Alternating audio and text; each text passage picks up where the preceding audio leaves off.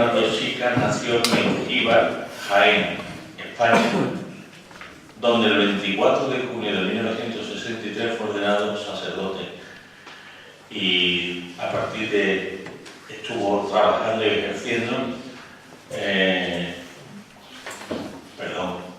1963 nació, en el 87 fue nombrado sacerdote. Sí, era todo. Y estuvo ejerciendo en diferentes parroquias de la diócesis de Jaén y fue director de la residencia universitaria Cardenal Merino de Jaén, hasta que fue a Roma a ampliar sus estudios. El 1 de julio de 2002 entró en la Academia Diplomática de la Santa Sede. Ha prestado su servicio en la Nunciatura Apostólica de Colombia, en la representación pontificia ante la ONU en Ginebra. En 2007 fue nombrado jefe de la sección española y encargado de asuntos de lengua española de la Secretaría de Estado de la Santa Sede. El 10 de junio de 2008 fue nombrado por el cardenal secretario de Estado, cardenal Bertone, asistente del presidente de la Pontificia Academia Eclesiástica, y estuvo contada presidente de la Academia Eclesiástica, Monseñor Estela, que hoy es el presidente de la Congregación del Clero. En febrero de 2015 fue nombrado por el Papa Francisco observador permanente de la Santa Sede ante las organizaciones y organismos de las Naciones Unidas para la Alimentación y la Agricultura. Tiene escrito diferentes libros, Conciencia y Misión de la Iglesia, Núcleo Eclesiológico de los documentos de la Conferencia Episcopal Española, Dios nos ama y nos salva, primera etapa, Itinerario catequético de iniciación cristiana para adolescentes y jóvenes, Síntesis teológica, materiales de estudio y formación para uso de los alumnos, tiene libros, lo conozco yo, y está bastante bien una buena síntesis teológica.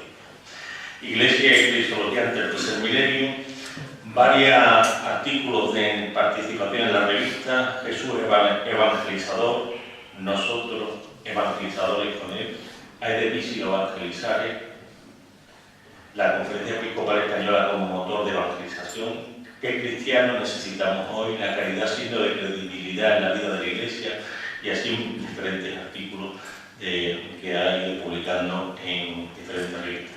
Para nosotros es una alegría y le doy las gracias por haber querido compartir y venir aquí a tocar el tema. Como en su cargo, lo pone en un sitio privilegiado para poder hablarnos también a todos, por eso están aquí todas las personas de Cáritas, que tenemos que aprovechar también que venía el observador de la Santa Sede ante la FAO, pues pienso que es importante su sabiduría y hablar de la ortodoxia, Evangelii Gaudium. Así que yo les voy a dar la palabra y para que esta mañana pues, nos ayude a todos a profundizar en todos estos temas que el Papa Francisco tiene tanto interés y que a todos nos sirve hoy, esta mañana, para la formación, para el clero que está aquí presente y para vosotros que estáis aquí participando desde acá. Muchas gracias. Bueno, buenos días a todos. La verdad es que el corazón lo tengo lleno de alegría de poder estar en esta diócesis para mí muy querida. Agradezco de corazón la bondad, la generosidad, la amabilidad del señor obispo, al que conozco desde hace muchos años y con el que me une una larga y sincera amistad. Yo de verdad que en ocasiones me gustaría tener una palabra menos manida que la palabra gracias para poder transmitir los sentimientos que uno alberga en su corazón cuando experimenta la calidad de una acogida y de una bondad como la que caracteriza a don José. Yo le doy las gracias a Dios por él y a él por haberme permitido pasar esta mañana con todos ustedes. Y junto a las gracias a él, quisiera también daros las gracias a todos ustedes, sacerdotes, personas que os dedicáis a testimoniar al Señor en ese mundo tan difícil como el que tenemos hoy. Gracias. Vuestra labor, vuestra entrega, vuestra generosidad, todo lo que hacéis y lo que haréis es un signo de que el Señor está presente. Gracias a Dios es el único que no toma vacaciones, siempre actúa. Su presencia nunca nos abandona. Y vosotros sois un signo de lo mucho que Dios quiere al mundo. Vosotros sois una caricia de Dios a este mundo. Y yo os os agradezco todo lo que estáis viviendo, haciendo y reflejando para que el Evangelio sea una palabra viva en medio de nuestra sociedad. Junto con mi gratitud viene la segunda palabra que quería deciros: ánimo. Ánimo y adelante. En esta vida podemos cansarnos de todo, menos de hacer el bien. Acordaos de aquellas palabras de San Juan de la Cruz, en el número 64 de sus dichos de luz y amor, cuando el santo que murió en mi tierra, en Úbeda, decía aquello de: el alma que anda en amor, ni cansa ni se cansa. El alma que anda en amor, ni cansa ni se cansa. Que el amor sea el fuego de vuestra vida, para seguir siendo, para todos los que os vemos y todos los que os tratan, una puerta abierta a la esperanza. Dicho esto, comienzo mi reflexión situándola en el año en el que estamos, el año de la misericordia.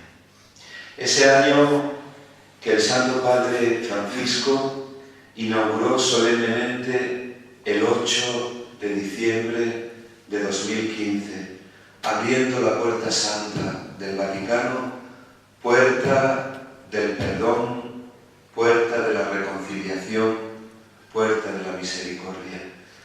Ese gesto del Papa que luego el 13 de diciembre fue repetido en cada una de las iglesias particulares por los pastores que las presiden, abriendo en tantos y tantos lugares del mundo esa misma puerta santa del perdón, por donde entra a raudales la clemencia de Dios hacia este mundo. En ese año estaba. El Papa, con la bula de convocatoria Misericordiae Vultus, dio inicio a este jubileo, comenzado el 8 de diciembre, fecha importante, fecha con la que se conmemoraba las bodas de oro de clausura de un gran acontecimiento que para nosotros jamás puede olvidarse. Fue la clausura del Concilio Vaticano II, que es definido por muchos como el nuevo Pentecostés. Ese Pentecostés donde el Espíritu Santo, gracias a Dios, sopló y en abundancia para que esta Iglesia pudiera ser, en medio de nuestras plazas y ciudades, aquello que Juan 23 decía definiendo la parroquia. Él, el Papa bueno, el Papa campesino, solía definir la parroquia con esta imagen. La parroquia es como la fuente de la plaza, donde todo el mundo va a buscar el agua que quita la sed. Antiguamente, donde las ciudades y pueblos no tenían agua potable, la fuente de la plaza era el lugar de convivencia, de encuentro, donde las mujeres sobre todo iban con sus cántaros a recoger ese agua para saciar la sed.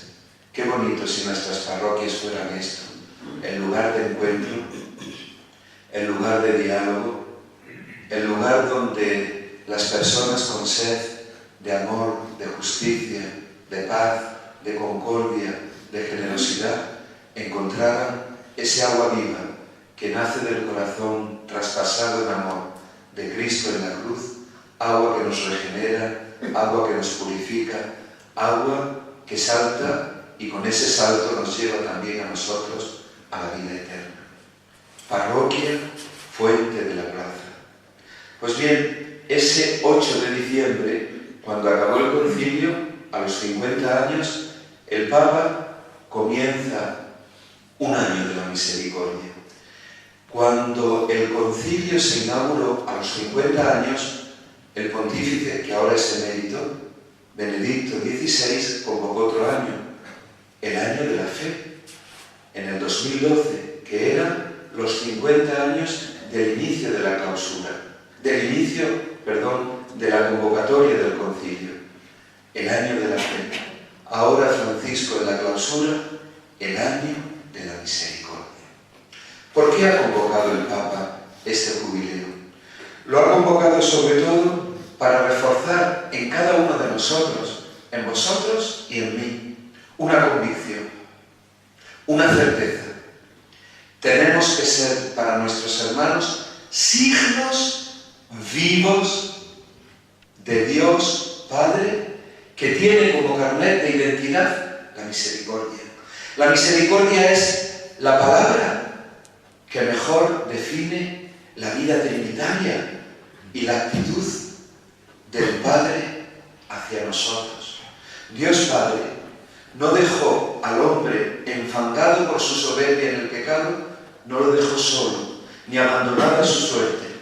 Le mandó lo mejor que él tenía, a su Hijo único, y lo mandó en clave de misericordia para rescatarnos a nosotros del pecado, del egoísmo y de esa muerte que pensaba tener la última palabra sobre el hombre. Gracias a Dios no la tiene, porque Dios Padre se apiadó de nosotros.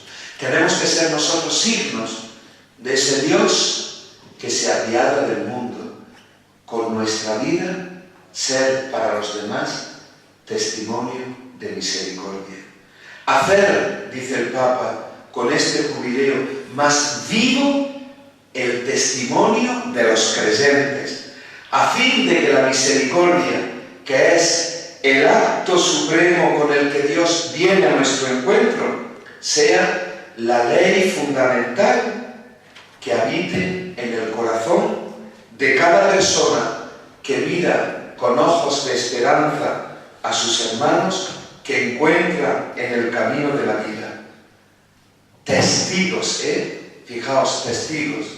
Y con esto el Papa se pone en sintonía de otro gran Papa, Pablo VI, que en ese maravilloso documento que tanto gusta a Francisco, Evangelii Nuntiandi, que es uno de los pilares del posconcilio, el documento, que es una exhortación postsinodal, Evangelii Nuntiandi, que a mí me gustaría que vosotros releyerais, es un documento que no ha perdido en absoluto su vitalidad. Sigue siendo la brújula de la evangelización.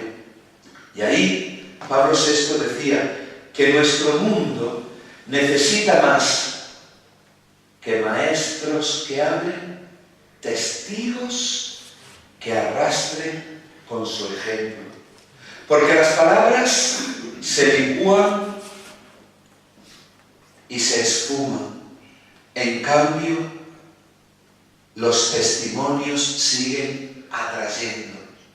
Por tanto, que nuestra vida no sea una palabra más en ese repertorio de palabras que no se cumplen, que se olvidan, que se tergiversan, que se manipulan, que sea en cambio un signo de una conducta transparente, limpia, diáfana.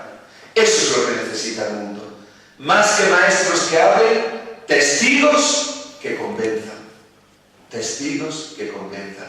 Para avivar ese testimonio, Francisco, en la línea de sus predecesores, ha convocado este año de la misericordia para despertar en nosotros el deseo de mirar como Cristo mira al mundo, con su misma mirada, que es una mirada de piedad, que es una mirada de comprensión, que es una mirada de ternura. Mirar al mundo desde el corazón de Cristo, desde la ventana de su corazón, para que nosotros seamos como Él, personas que vivan del perdón recibido y lo repartan a los demás. Este mundo que es tan sumamente leguleyo, este mundo que es tan sumamente arisco, este mundo que es en ocasiones tan frío, tan calculador, tiene necesidad del fuego de la misericordia. Y ojalá que entre nosotros se despertara esta misma compasión que llevó a Dios Padre a mandar a su Hijo único al mundo. La compasión, la mirada de Cristo. Pidámosle al Señor los mismos ojos con los que Él mira a cada uno de nosotros.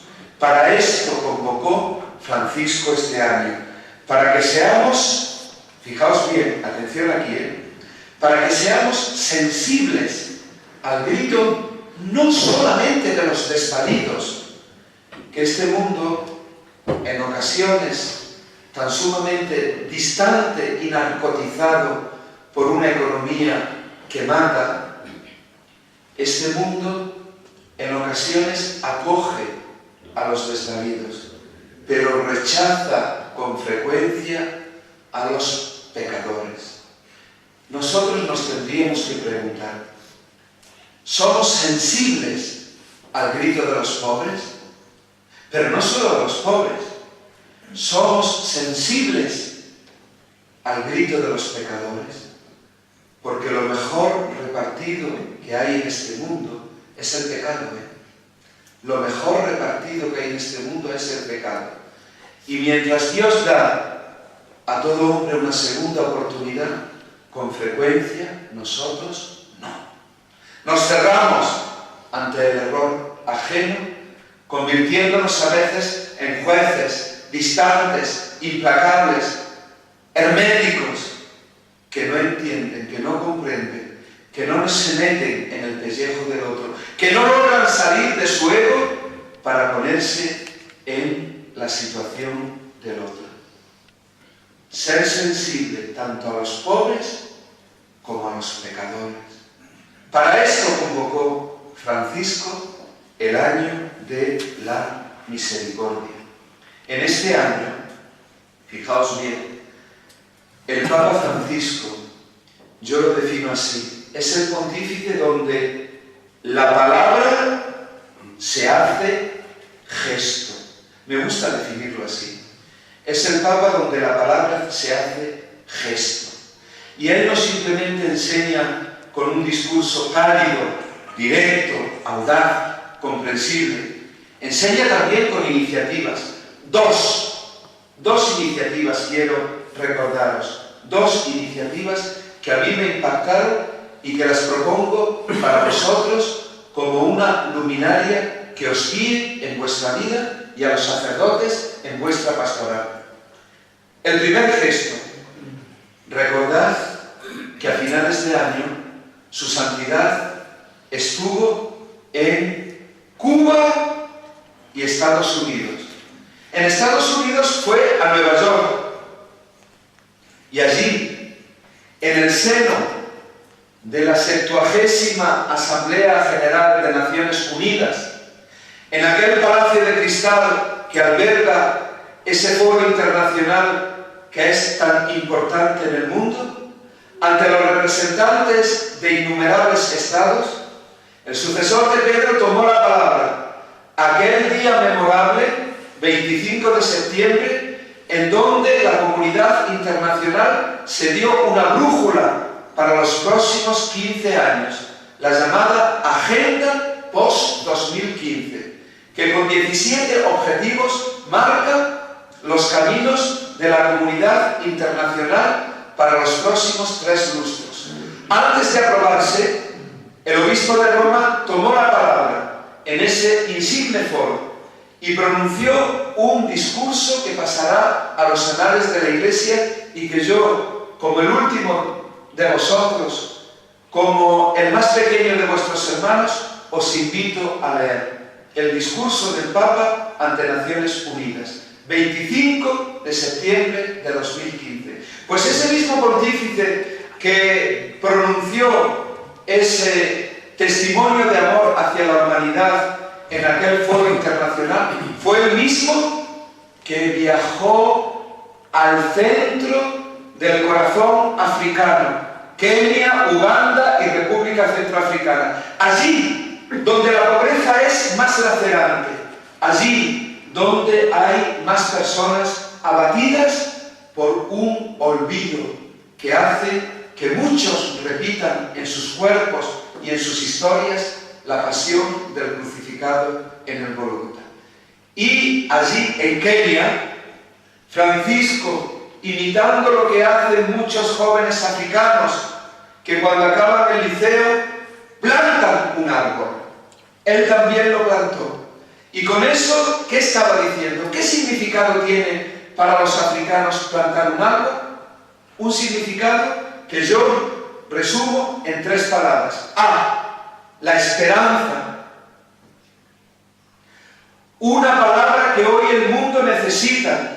Un mundo que está tan sumamente metido en el pesimismo, porque las bolsas en estos días están por los suelos, porque el terrorismo está sembrando un pánico en la sociedad, porque hay mucha gente que mira el futuro desde la desconfianza y el color verde de la esperanza en muchos corazones se ha transformado en el gris de la rutina o más aún en el negro de la desolación. El Papa, plantando aquel árbol en el corazón de África, llamaba al mundo a la esperanza. Nosotros, cristianos, no somos de aquellos que, como no tienen fe, hablan solo de optimismo, o como han perdido toda brújula en su existencia, hablan solo de pesimismo. No, el cristiano habla de esperanza, que es una virtud teologal, es un don de Dios, que nos hace a nosotros experimentar que nuestra vida no depende de una fatuidad, de un destino ciego y anómalo. No, nuestra vida depende del amor de Dios que en Cristo se nos ha dado de una vez. Nuestra esperanza no defrauda, porque el Espíritu Santo, Romanos 8, ha sido derramado en nuestros corazones. Y por tanto, el amor de Dios nunca falla, ni se echa atrás, ni se arredra. Ahí está anclada nuestra vida. Presentando aquel árbol llamado a crecer, Francisco nos estaba a nosotros invitando a la esperanza. Una esperanza que debe de ser para nosotros camino a seguir. Y no solamente camino a seguir, sino programa que nos invite a compartirla con nuestros hermanos.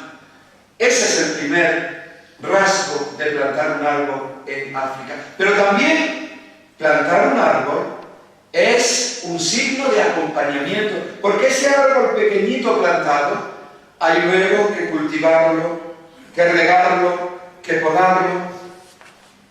Amigos, estamos en el tiempo de la pastoral de la compañía, o si queréis, del acompañamiento. Palabra sumamente significativa, que tiene un imaginario semántico absolutamente rico. Acompañar, sí, esto nos evita a nosotros en caer en ayudas puntuales, en ayudas muchas veces simplemente fundadas en un flash de una fotografía que deja un gesto benévolo que no tiene consistencia porque es simplemente el hecho de una inmediatez que luego no tiene ningún tipo de prolongación. Nuestra caridad no puede ser una caridad efímera. Sabéis que es una palabra griega que significa un día, lo que dura un día. No es esa la caridad del cristiano.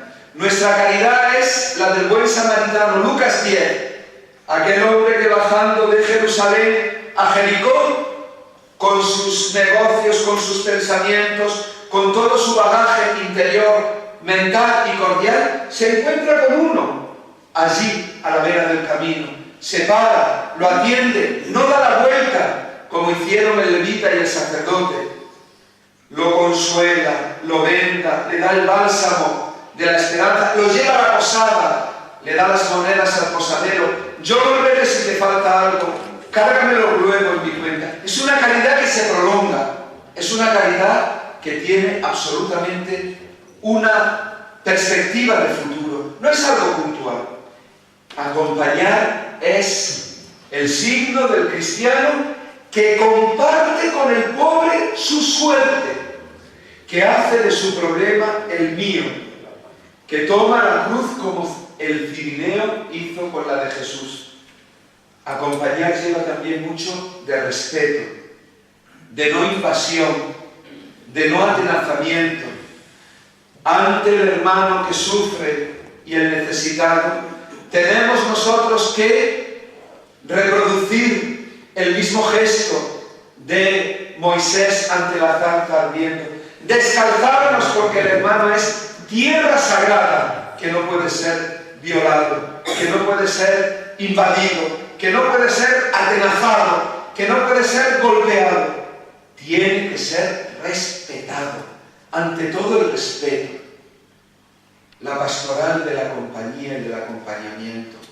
Compartir la misma suerte, respetar al que tenemos al lado. Pero esa pastoral lleva también el acompasar nuestro ritmo al del hermano.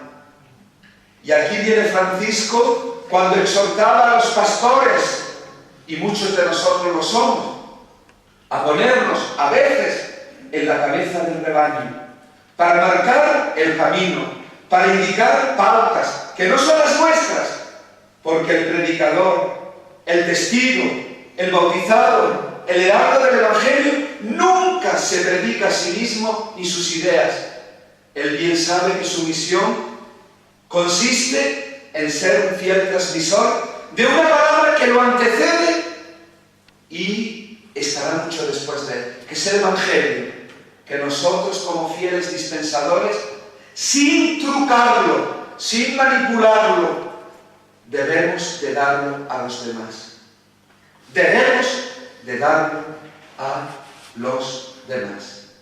Eso es muy importante. Eso es fundamental. Eso es realmente trascendental en el mundo de hoy.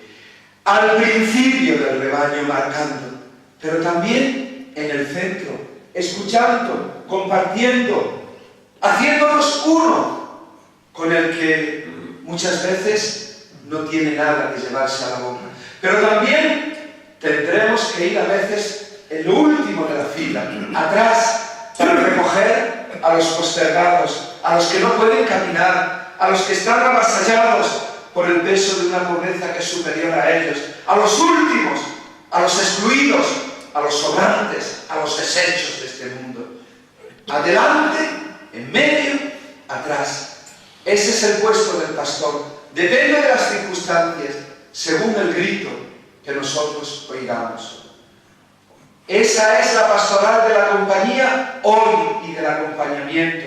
Compartir la suerte, respetar, estar con los que sufren, marcando caminos, compartiendo experiencias, recogiendo a los que nada tienen.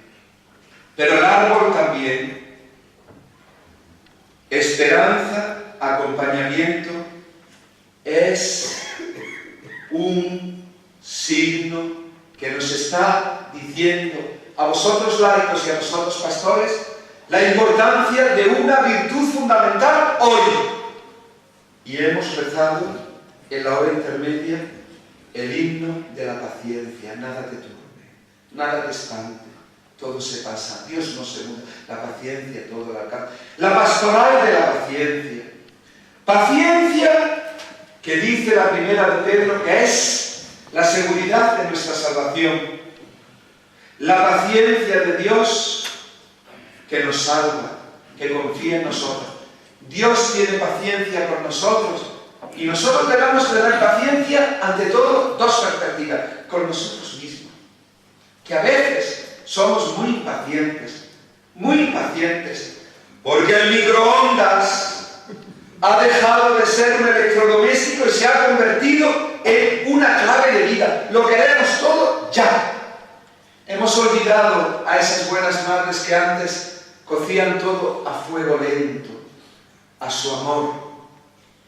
Hoy no tenemos paciencia con nada. Si el internet en el ordenador tarda 3 segundos más, damos ya un golpe. Esto no funciona, ¿qué le pasa? Hoy va muy lento. Y hemos esperado 3 segundos, 3 segundos. No tenemos paciencia, y al no tener paciencia, hemos renunciado a otras 2 virtudes. El aguante. ¿Saben ustedes, y aquí tenemos un médico, me decía el otro día un gran empresario farmacéutico, ¿Saben ustedes en el mundo farmacéutico cuál es el sector que más lleva hoy la vanguardia, la puntera? Los analgésicos. Porque el hombre de hoy no aguanta para nada el dolor. Antes aguantábamos, me duele, y eso te hacía fuerte. Hoy no se aguanta nada. No se aguanta nada. No se aguanta nada. Y el aguante es muy importante, porque te hace fuerte. No se trata de ser masoquistas, no, sino de tener fortaleza interior.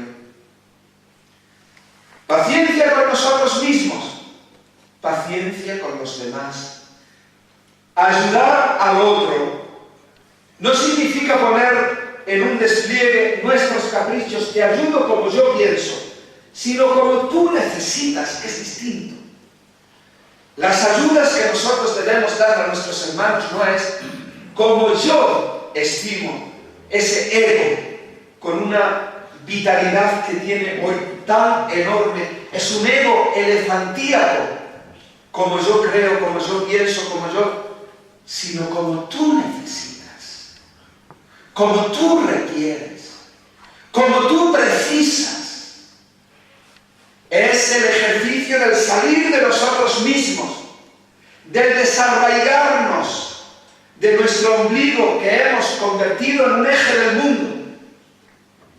Tenemos que dejar de ser ptolomaicos.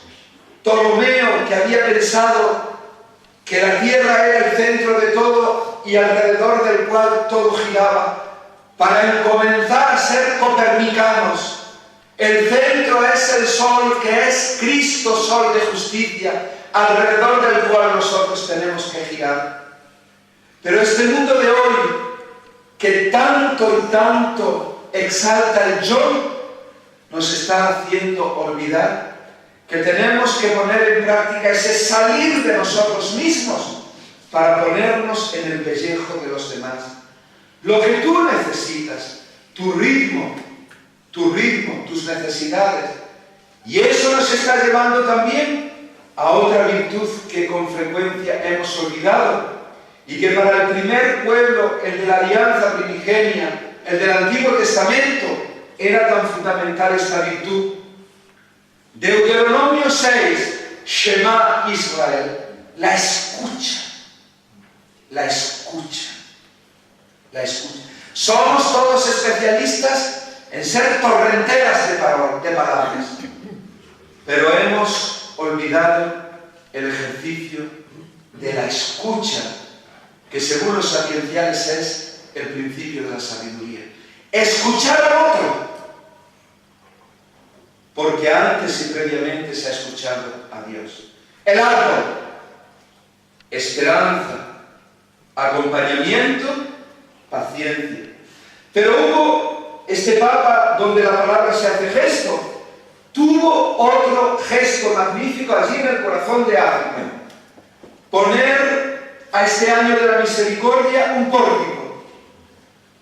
Francisco abrió la Puerta Santa antes que en Roma, en Bangui, última capital del mundo, país depauperado por completo, país sumamente sumergido en el abismo de la exclusión y del olvido.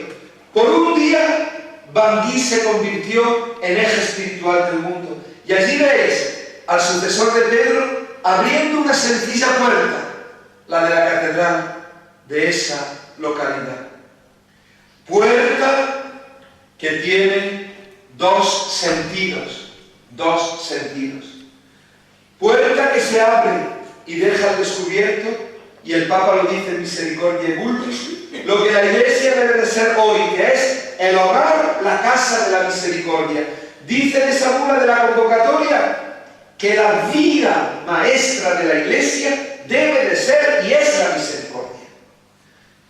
Y él sueña como San José, porque él es muy devoto de San José y tiene allí en su despacho a un San José durmiendo, ese San José que en sueños descubrió cuál era su cometido.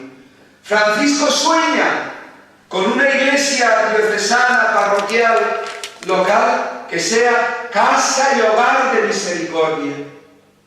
Una iglesia que tenga como viga maestra la acogida, donde todos nos sintamos en casa, donde nadie se sienta postergado, excluido, olvidado, arrinconado, oscurecido, sino que todos tengan verdaderamente la posibilidad de sentirse en el centro, Iglesia acogedora, donde nadie se sienta absolutamente rechazado, sino todos acogidos como Dios a todos nos acoge por pura clemencia. Son así nuestras parroquias, reflejan esa imagen.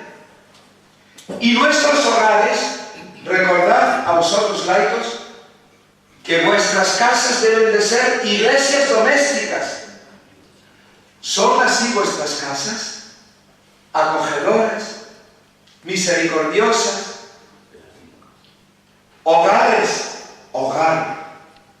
Es una palabra semántica donde aparece detrás el fuego, ambientes cálidos, donde nadie se sienta enfriado. Una puerta que se abre y deja al descubierto una casa así. Pero también la puerta es una puerta que se abre, iglesia en salida.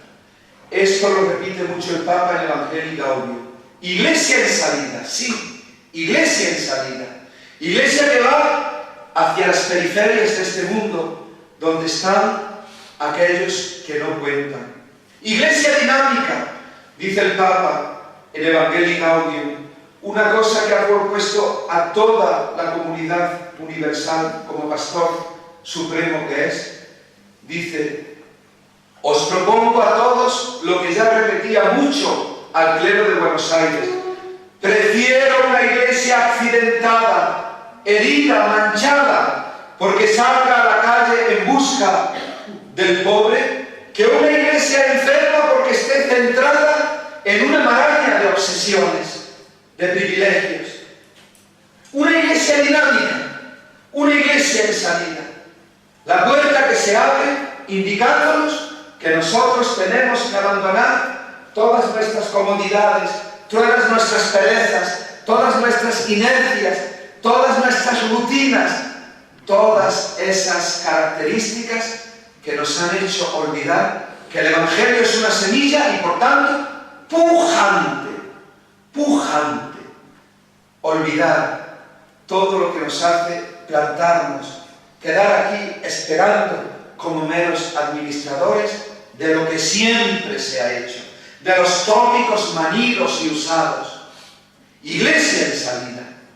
Esos dos gestos enmarcan muy bien el año de la misericordia que estamos viviendo y que en la Evangelii Gaudium, que es la exhortación del Papa, la primera que escribió, que aun siendo posinodal, pues recoge gran parte de las proposiciones de la 13 Asamblea General del Sínodo de los Obispos dedicada a la nueva evangelización para la transmisión de la fe en Cristo, aun siendo posinodal, no lleva el título de posinodal, sino simplemente exhortación apostólica Evangelii Gaudium. ¿Por qué? El Papa quiso, aun recogiendo el sínodo, poner mucho de sí, de lo que él tenía en su corazón, y quiso compartir como sucesor de Pedro, indicando el camino a la iglesia de hoy. Ese documento, él lo dice, es programático, y tendríamos nosotros que hacerlo hoja de ruta de nuestras parroquias. Ahí está la enjundia de Francisco, ahí está lo mejor de su corazón, ahí está lo que él quiere para la iglesia hoy, esa iglesia en donde nosotros somos laicos comprometidos o pastores. Pues bien, la Evangelii Gaudium, documento programático, tiene como núcleo fundamental esto. El Papa desea que la renovación de la iglesia, esta iglesia que tiene que tener siempre el vigor de la juventud, porque está anclada en aquel que nunca muere y que siempre es joven. Acordaos de Hebreos. Cristo es el mismo ayer, hoy y siempre. Es el viviente, aquel que lleva la novedad consigo. La palabra nueva evangelización, nueva, pertenece al núcleo del Evangelio, porque la novedad no viene de nuestras tácticas, de nuestras estrategias. Hay que desterrar de este mundo, y allí hay el párroco de Ubrique, que es un magnífico patrólogo. Hay que desterrar de este mundo algo que está haciendo un mal inmenso, que es el pelagianismo. Pensar que todo depende de nosotros, de nuestras tácticas, de nuestras estrategias, de lo que nosotros hagamos. En cambio, Francisco nos recuerda que Dios, con un neologismo, nos primerea. Con ese vocablo Él está indicando el primado de la gracia. Es muy paulino. Dios siempre lleva la iniciativa en el orden de la evangelización y por tanto también en el orden de la vida cristiana. Quiere decir que nosotros siempre tenemos que tener una respuesta a esa gracia, que es siempre una gracia que nos precede y nos acompaña, pero antes nos precede. Y por tanto el hombre tendrá siempre que responder. Por eso, el primer mandamiento de la vida cristiana, recordarlo, es el primero. Jóvenes que me escucháis, ¿sabéis cuál es el primero? No estorbar. Ese es el primer mandamiento. No estorbarle a Dios, que quiere hacer con nosotros obras grandes. ¿Y cuántas veces el hombre le estorba? Le estorba a la obra de Dios. Porque la obra es de Dios. Es de Dios, no es nuestra. Nosotros, al final de la jornada, cada día, debemos decir: siervo inútil soy. He hecho lo que tenía que hacer. Siervo inútil. ¿Cuánto lleva eso de humildad? ¿Cuánto lleva eso de auténtica vida cristiana? ¿Cuál es vuestra vocación, mis queridos laicos? No es la vocación de protos, agonos, protagonismo. El protos, que significa primero, protagonista. El auténtico protagonista es Dios. Nuestra vocación es ser deuteroagonistas. El segundo violín de la orquesta es muy importante. El segundo violín es muy importante. Esa es nuestra vocación. Deuteroagonismo. Estar siempre detrás. Porque si queremos tomar la iniciativa, tendremos la posibilidad de escuchar la misma reprimenda que escuchó Pedro. Vale retro.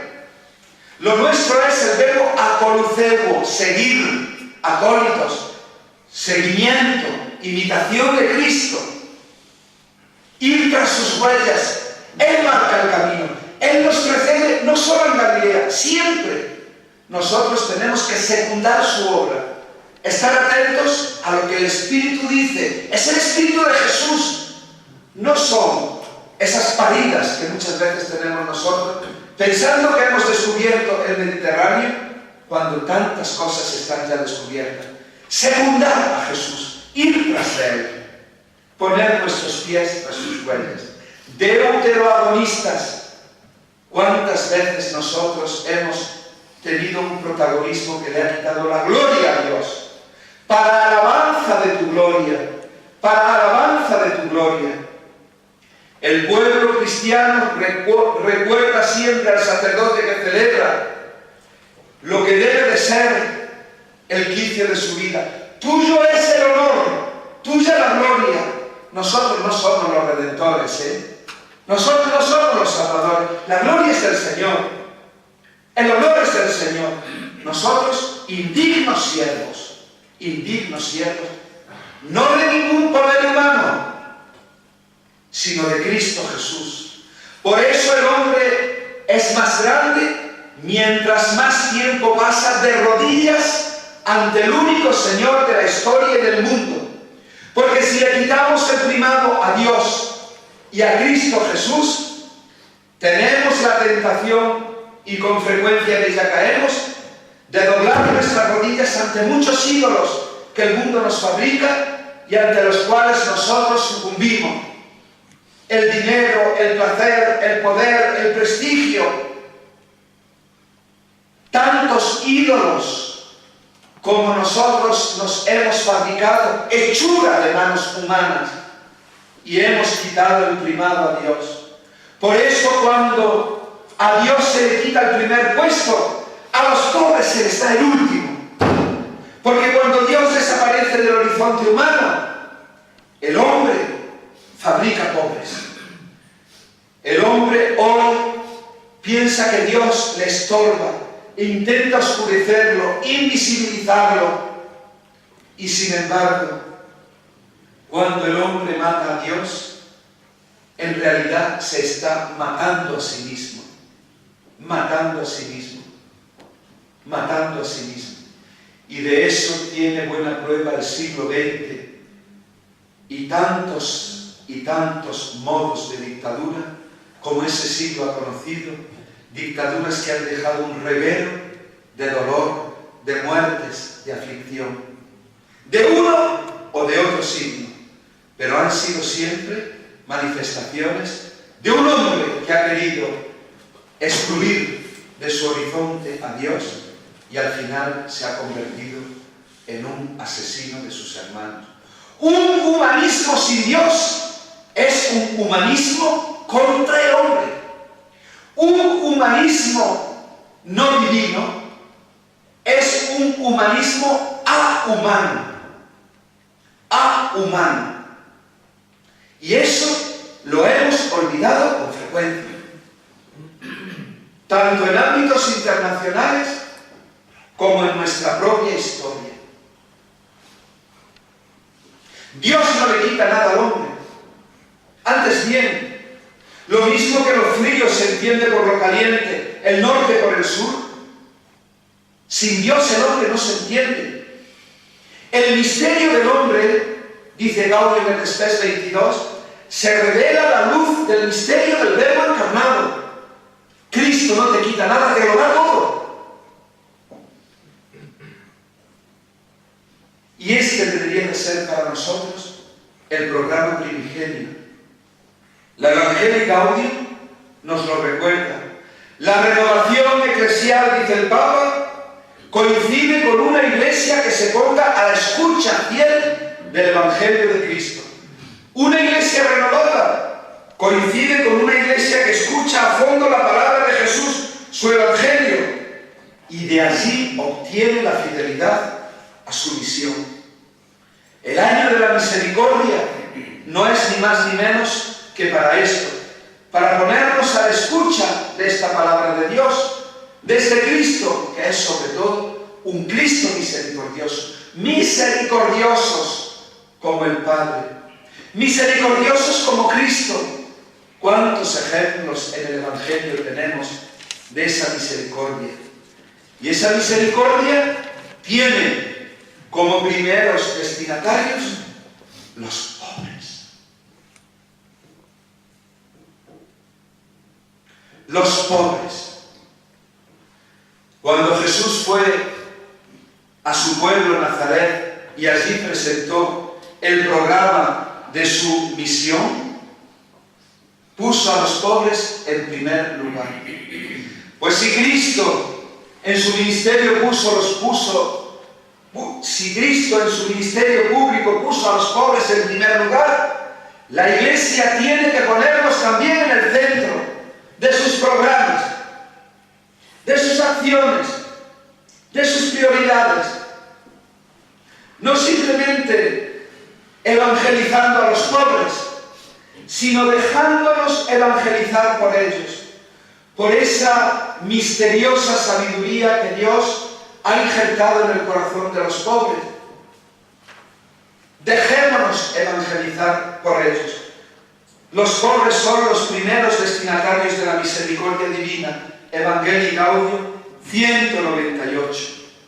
Por eso, Juan 23 en aquel memorable discurso Gaude Santa Mater, decía que el Evangelio, que la Iglesia, con el concilio y en nuestros días, la Iglesia quería usar la medicina de la misericordia renunciando a las armas de la severidad. El Evangelio de la misericordia, renunciando a las armas de la severidad. La opción por los pobres, antes que nada, más que una categoría sociológica, es ante todo y sobre todo una categoría teológica. Estamos llamados a descubrir el rostro de Cristo en ellos. Estamos llamados a descubrir el rostro de Cristo en ellos.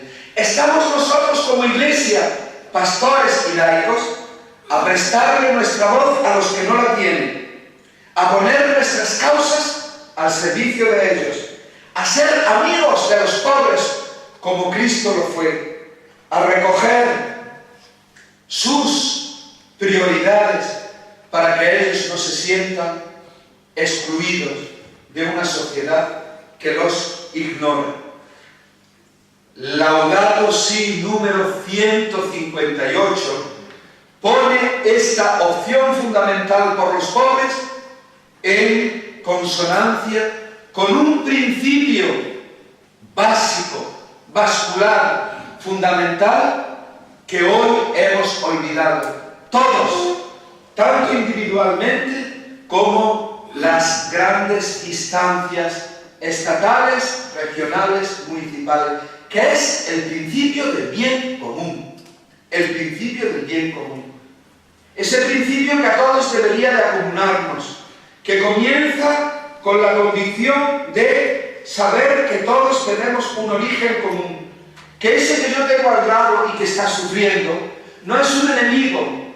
Ese pobre que yo encuentro cada día por la calle y que muchas veces despido con una limosna quejosa, con 2 monedas raquíticas, ese no es alguien que viene de la estratosfera, es uno como yo, con la misma sangre, el mismo ADN, con las mismas historias y el mismo rostro.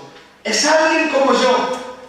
Por eso, poner a Dios como origen común, como Padre, fundamenta la fraternidad, que debe de ser la prioridad de la Iglesia, construir comunidades fraternas y un mundo donde la Iglesia sea sacramento de unidad y de fraternidad.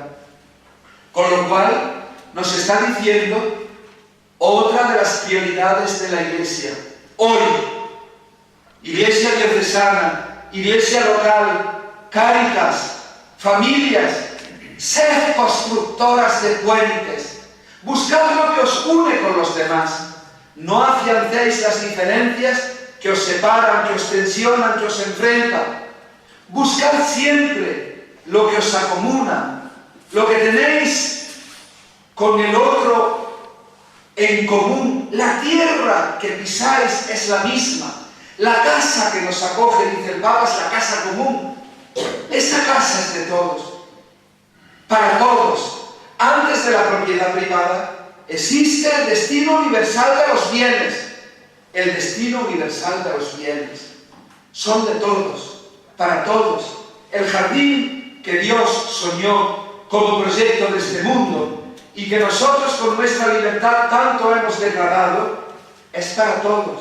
Nadie se puede sentir excluido, desechado, descartado, ignorado. El principio del bien común que tanto necesitamos hoy en nuestros días, que lleva a poner en el centro virtudes como la concordia y como una palabra tan querida para Francisco, el diálogo. El diálogo. Dialogar, buscar consensos, utilizar no el arma que mata y asesina, sino la razón que impere. Logos, diálogo. Logos significa palabra en griego, pero también significa orden y razón. Esa es el arma de los hombres. Debería de serlo al menos. Renunciemos a toda la violencia que tanto hoy nos hace sufrir. Ante todo, no simplemente la violencia del fusil, antes y previamente está la violencia verbal. La lengua es la única arma que con el uso se afila. Las demás armas con el uso se deterioran. La lengua con el uso se afila. ¿Cuántas veces nosotros hemos matado al hermano, no con una bala, sino con la lengua? Lo hemos clavado calumniándolo, difamándolo, con ironías que son como ácido que corroe. Esa violencia verbal debería de estar excluida de nuestras parroquias, pero antes de nuestro corazón. Renunciemos a ella, por favor, renunciemos. La lengua debería de servir para edificar, para instruir, para consolar, para ilustrar, no para herir. ¿Cuántas veces esa lengua ha sido un clavo que hemos clavado en el corazón de tantas personas? Muchas veces por la espalda, como Judas, por la espalda. El diálogo. Una iglesia en diálogo. Francisco retoma así una intuición maravillosa del santo Papa Beato, de Rosera Santa. Pablo VI, que escribió su encíclica programática Ecclesiam Sua, donde hablaba del diálogo como método en la iglesia. Dialogar, para no imponer, para no atenazar, para no ser déspotas sobre una heredad que no nos pertenece. La iglesia del diálogo, que tanto aparece en Evangelii Gaudium, retomando, como digo, las mejores intuiciones de Pablo VI en Ecclesiam Suam, que es una documentación que no ha perdido su vigor. La iglesia del diálogo.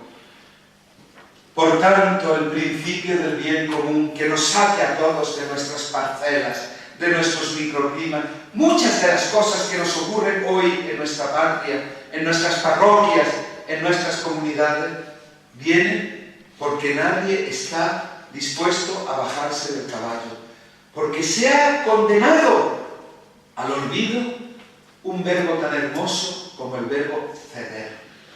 Ceder. ¿Cuántos matrimonios se van al garete? Porque nadie está dispuesto a ceder. Iglesia del diálogo, iglesia del diálogo. Evangelii Gaudium tiene como 3 pistas que a nosotros nos llevan a retomar estas ideas de Francisco a la hora de ponernos a evangelizar. Primero, la dulce y confortadora alegría de la evangelización. Francisco quiere que los evangelizadores retomen el fervor de saber que el Evangelio es el mejor y el más hermoso mensaje que el mundo puede recibir. Nosotros, al mundo, como Pedro entrando por la puerta hermosa del templo, nosotros no le podemos dar a este mundo. No tengo plata ni oro, dijo el apóstol, y tenemos que decir, lo que tengo te lo doy. ¿Y qué le dio? En nombre de Cristo, porque lo mejor que le podemos dar nosotros hoy a nuestro mundo, lo que más necesita nuestro mundo, incluso sin saberlo, pero lo requiere, es Cristo. Con Cristo viene al mundo la luz que lo ilumina, la medicina que lo cura, el alimento que lo nutre, el pastor que lo apacienta, la puerta que le abre un sendero de esperanza. Con Cristo viene al mundo lo que el mundo necesita, que es paz. Él es el príncipe de la paz. Con Cristo viene al mundo lo que este mundo necesita, que es, sobre todo, reconciliación, misericordia, fraternidad. Démosle a Cristo al mundo, y démosle ese Evangelio, dice el Papa, no con caras de funeral, con caras avinagradas, sino con la alegría de saber que estamos dándole lo mejor que tenemos.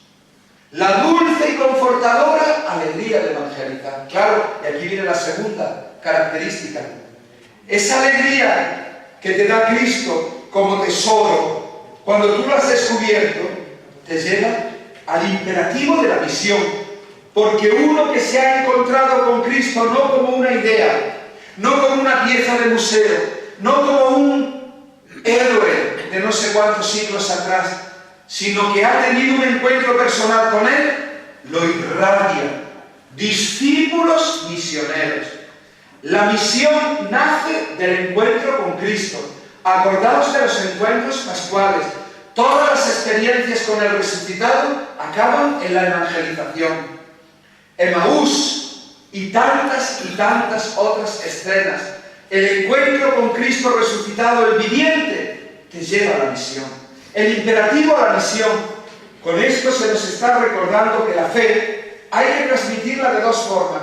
Personalmente, como cuando en la vigilia pascual la luz se recibe del cirio de Cristo y vamos pasando la vela de llama a llama, de persona a persona.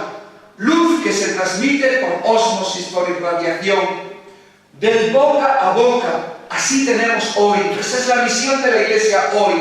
No contamos con grandes hoy aparatos. Estamos mucho a la intemperie, perseguidos, excluidos. Llama a llama, boca a boca, persona a persona. Pero también comunitariamente. No solo personalmente, comunitariamente. Y aquí viene el sentido de la Iglesia madre. Personal y comunitariamente. Traer a esos hermanos a la comunidad, una comunidad que sea madre acogedora de puertas abiertas. Madre acogedora de puertas abiertas. Así quiere la Iglesia de Francisco. El imperativo, naturalmente, de la misión. Alegría de evangelizar. El imperativo de la misión. Y el tercer punto. Una iglesia descentrada. El centro de nuestra iglesia no somos nosotros mismos. La iglesia no es centrípeta. El misterio que mejor define a la iglesia es la luna. La luna, que no tiene luz propia, sino que la recibe del sol de justicia. La luna, que nos está diciendo a nosotros una cosa tan sencilla como esta. El día que la luna no está creciendo es porque está menguando. La luna no tiene dos días iguales. El día que no crece, mengua. El día que tú no crezcas en amistad con Cristo, no te quedas igual. Vas para atrás como los cangrejos. Vas para atrás como los cangrejos. Aquí no hay intereses a plazo fijo, Por tanto, estamos llamados siempre a crecer, no en una mera teoría quimérica, elucubrante, sino en la experiencia del saboreo de una amistad con Cristo. Acordaos como Teresa definía la oración. Trato de amistad con aquel que te ama. Amistad, porque Cristo no es una entelequia, sino una persona que te escucha, a la que amas, a la que sigues, con la que puedes dialogar, en la que puedes encontrar la razón y la plenitud de tu vida. La razón y la plenitud de tu vida. Cuando lo has encontrado, tu vida gira hacia un camino que no lleva a la perdición, sino a estar colmados de esa plenitud que es Cristo. Alegría de evangelizar, iglesia misionera, iglesia descentrada, que tiene su centro en Cristo y en los pobres, no en nosotros mismos y en nuestro ego. Atención aquí, ¿cuántos de nosotros, sálvese el que pueda, y tendríamos que hacer un gran examen de conciencia? ¿Cuántos de nosotros tenemos la palabra koinonía, comunión, completamente abandonada? Y hemos entendido nuestra labor como francotiradores. Y así tenemos sacerdotes que no vienen para nada a los consejos del presbiterio, a las reuniones de arciprestazgo, a la misa crismal, porque van a lo suyo. Porque van a lo suyo. porque se han encerrado en sí mismos, porque piensan que han sido heridos, porque están completamente en un pequeño mundo, muchas veces hecho de amargura, muchas veces hecho de dolor, muchas veces hecho de unas antojeras que se ponen como los burros y han perdido el sentido de la comunión. Es cierto que hay muchos hermanos nuestros que están heridos, pero en vez de fijarnos en nuestras propias heridas, fijémonos en Cristo Jesús, que nos llama a la comunión de sentirnos como hermanos. Esta tarea no es algo propio, es una tarea que llevamos entre todos, es una tarea que nos acomuna, es una tarea que nos hermana. La comunión es hoy, más que nunca, signo distintivo de credibilidad para la Iglesia. ¿Cómo vamos nosotros a ser creíbles si cada uno va por su cuenta, centrado en su propio librito del que ha hecho su ideología? ¿Cómo vamos a ser creíbles nosotros si tratamos al compañero del arciprestazgo, si tratamos al vicario, más que como lo que es un hermano, como un rival, como un enemigo, como alguien que me ha quitado el puesto? Ahí debería de estar yo. ¿Y por qué está él? Y muchos de esos dinamismos de exclusión de la fraternidad de los arciprestazgos en las diócesis vienen porque hemos perdido el norte de ver al obispo como padre. Tendríamos que releer más las cartas de Ignacio de Antioquía, donde nos dan la iglesia, donde nos dan la imagen de una iglesia maravillosa, donde el obispo es, y lo recoge él, Vaticano II, padre, amigo y hermano. Cuando se pierden esos horizontes por amarguras trasnochadas, por justicias que olvidan que antes que lo que a mí me pasa está la misericordia del perdón, todos somos hijos del error. ¿Quién no lo tiene? ¿Quién no lo tiene? Mirar al obispo siempre como padre, hermano y amigo. Y el tener la conciencia de serlo, para buscar al sacerdote extraviado, enfermo, que va por libre, solo, que se siente un francotirador. Iglesia coinónica de comunidad, de fraternidad, comunión como credibilidad. Ya me callo y os dejo a vosotros como un programa hecho no desde el que lo sabe todo, mis queridos hermanos, porque no lo sé. Lo brindo desde ser el último de la fila.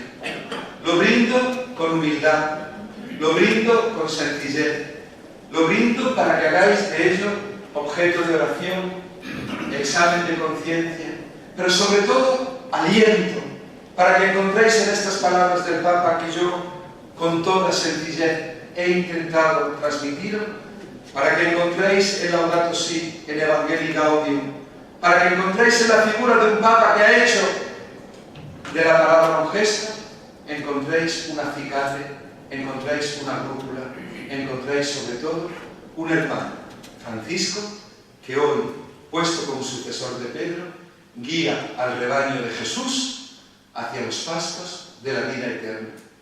Un último ruego, y me hago así portavoz de una palabra que él repite continuamente. Recemos por nuestro Santo Padre, el Papa Francisco. Él nos lo suplica cada día, en cada encuentro. Siempre que se despide, dice lo mismo. Rezad por mí, rezad por mí, rezad por mí.